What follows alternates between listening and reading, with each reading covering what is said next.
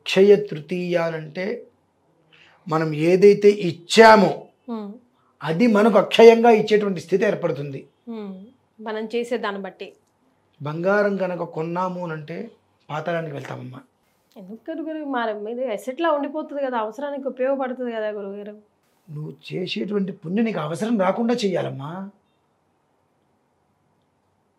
నాగార్జున గారు చెప్పారని చెప్పి అదేదో జోయాలు కాసా కళ్యాణ్ జ్యువెలరీ కొని నా వెంకటేష్ గారు చెప్పారని చెప్పి ముత్తూట్లో తాకట్టు పెట్టడం దేనికి? మనం అన్నామని కదండి. అంతే కదా.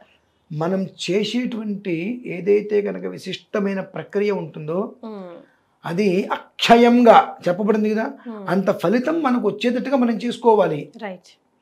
నువ్వు కనీసం ఇక ఎవ్వరికీ పెట్టలేదంటే 10 మందికి భోజనం పెట్టు. ఈశ్వర సంఖ్య 11 పెట్టు. రైట్. భగవంతుడు నీకు ప్రతి పూట 11 మందికి అదే రకమైన భోజనం పెట్టేటువంటి యోగాన్ని ఇస్తాడు. ఆ రోజు నీకు ఆ బంగారాన్ని తాకట్టు పెట్టాల్సిన కర్మ పడుతుందా? ఇవాళ కొనుక్కోవడం దానికి ఎప్పుడో కష్టం వస్తే తాకట్టు పెట్టడానికి ఉపయోగిస్తుంది అంటే అది కరెక్ట్ కాదు కదమ్మా. అంటే మన ఆలోచనలు ఇవాళ బంగారం కొంటే రేపు తాకట్టు ఉపయోగిస్తాయి కదా అనుకుంటున్నాం. అసలు కొనే ముందే తాకట్టు అంటున్నాం మనం. అవును గురుగారు, మైండ్ సెట్ నిజంగా అందరూ అలాగే ఉంది. కొనే ముందే తాకట్టు అంటున్నప్పుడు అది ఇంకా మన దగ్గర ఎందుకు ఉంటుందండి? మరే ఒక్కసారి తాకట్టులో ఒక బంగారం వెళ్తే మన ఇంట్లో మళ్ళీ ఉండదండి, గుర్తుపెట్టుకోండి జీవితంలో.